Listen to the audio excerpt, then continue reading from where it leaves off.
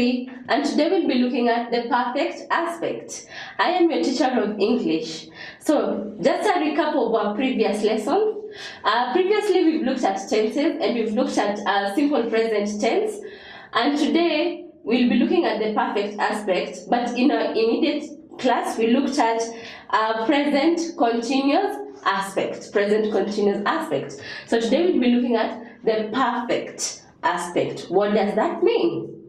So before we enter into this, let us kindly read these sentences together. So sentence 1 reads, we have finished our work. We have finished our work. Then the second sentence reads, we had finished our work when Mom came in. If you look at these two sentences, what is the one thing that you agree with, or what is common in both of these sentences? What do you realize in sentence 1 and what do you realize in sentence 2? Very good, it's true. Sentence 1 talks about some work being finished. It's completed. And the second sentence as well talks about the same work being completed, isn't it? We have finished our work, completion. We had finished our work when Mom came in, also completion. So the perfect aspect talks about things or actions that have already been done. Things or actions that have already been done. Completed. Let us use the word completed. And things that are completed are usually perfect. They don't have anything to add or to minus or to subtract. And that is where we come with the word or the terminology, the perfect aspect. Completed actions. Completed actions. So, if you remember in our previous class, we talked about auxiliary verbs and main verbs. Likewise, in the perfect aspect, we will also talk about auxiliary verbs and main verbs. Auxiliary verb being a helping verb, the one that helps you to connect or to talk about the main verb.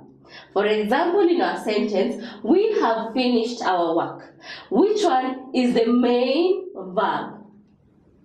The main verb is finished. What about the one that helps you? Have. Okay? This is auxiliary and this is main.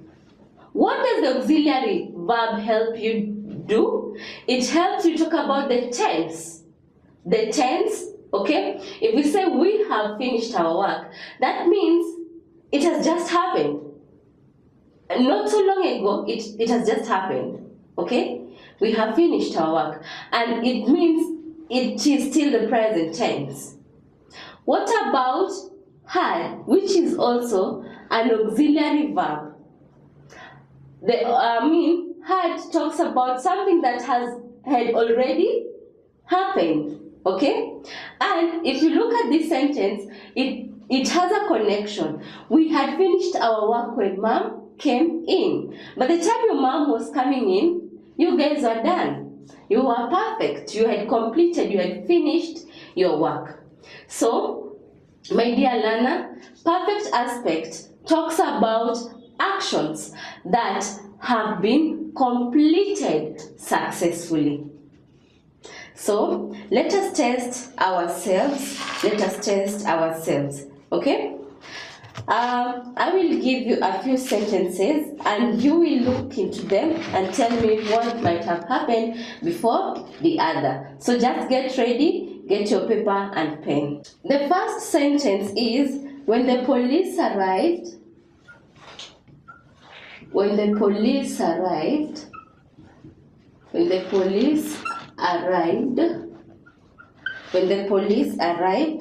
comma, the crowd had dispersed. The crowd had dispersed. Okay? Then the second The second one, he sold the horse. He sold the horse. He sold the horse because it had grown old. Because it had grown old. Okay? So the exercise I want us to do, we are still talking about the perfect aspect. Let us look in these sentences, which action came before the other or which one came after the other. Remember, still we're talking about things that have been completed. So when the police arrived, the crowd had dispersed. Okay? What do you think is the answer? So, by the time the police were arriving, did they find any people? Did they find any crowd? I mean, did they find any crowd on the scene? Did they? No, they didn't. And how do you know that? Because of the auxiliary verb had. Okay? The auxiliary verb had. It means past, it had already happened. By the time they were getting there, the crowd wasn't around. Now, my dear one, try the second one independently. I was your teacher, Miss Mary. Until next time.